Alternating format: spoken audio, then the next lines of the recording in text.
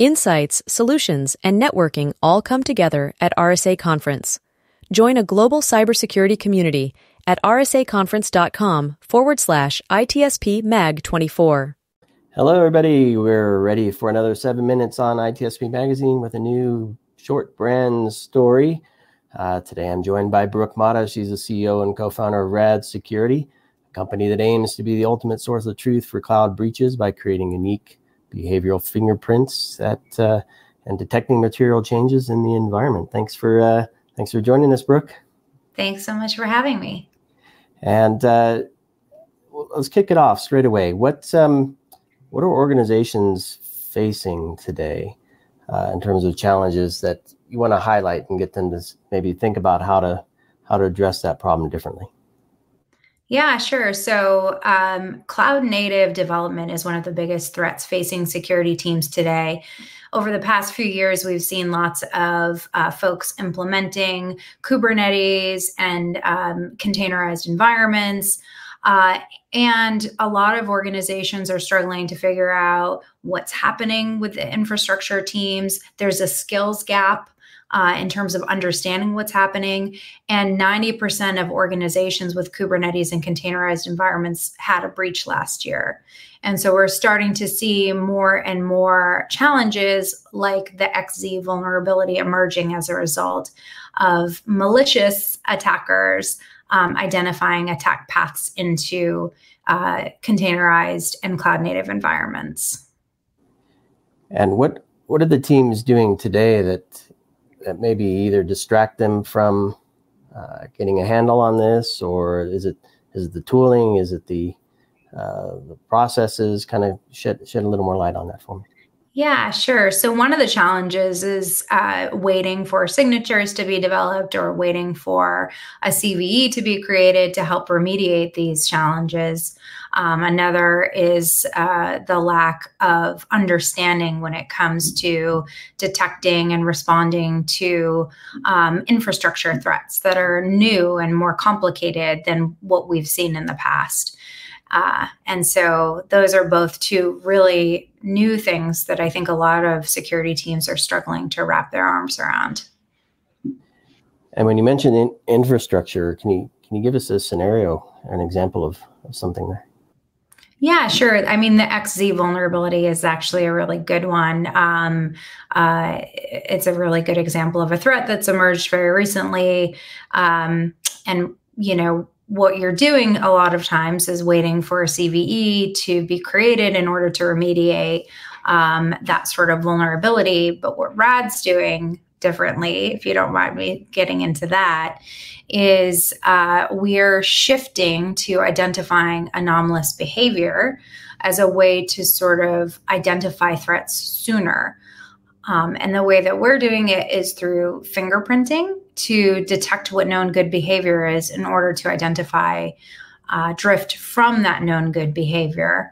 And that allows for infrastructure teams to be able to shift left and identify those threats like XC before they happen, and also before a signature is created or a CV is created.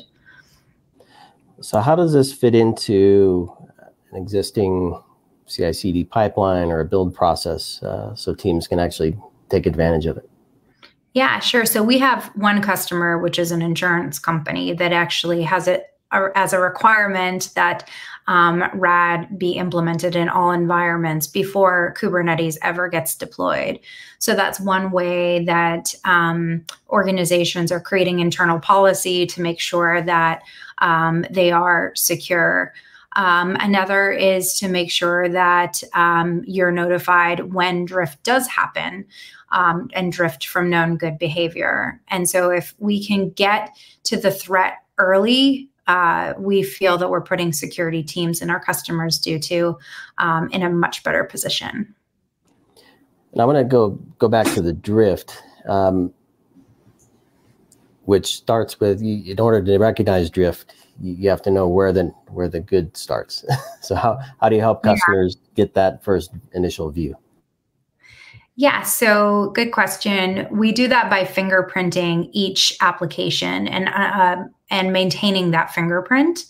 And as the application changes, we can modify that fingerprint, but we're maintaining a master fingerprint for all of those environments to help prevent vulnerabilities like the XC backdoor, which could result in malicious code and then stop those things ahead of time.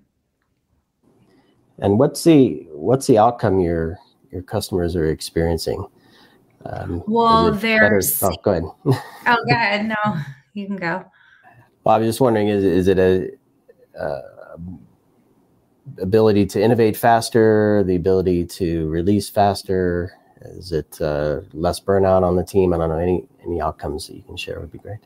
Yeah, sure. So one of our customers, which is in financial services, let us know that they reduced the time to development by 10% as a result of implementing RAD just in the early days. And we anticipate that number to grow significantly because of the fact that now they can just trust that as Kubernetes is rolled out and as the infrastructure teams are implementing in a cloud native environment, that they can trust that the environment is secure with RAD as we identify any possible anomalous behavior in a way that also reduces noise. And so I think people are tired of getting a lot of noise from cloud security solutions. And so we're trying to reduce that noise for our customers as well.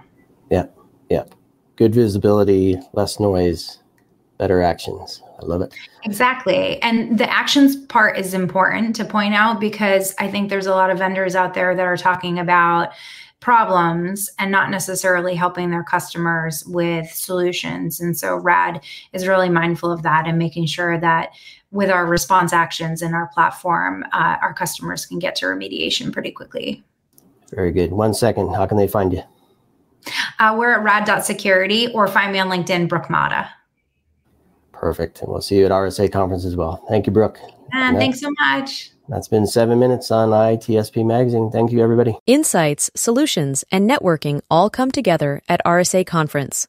Join a global cybersecurity community at rsaconference.com/ITSPmag24.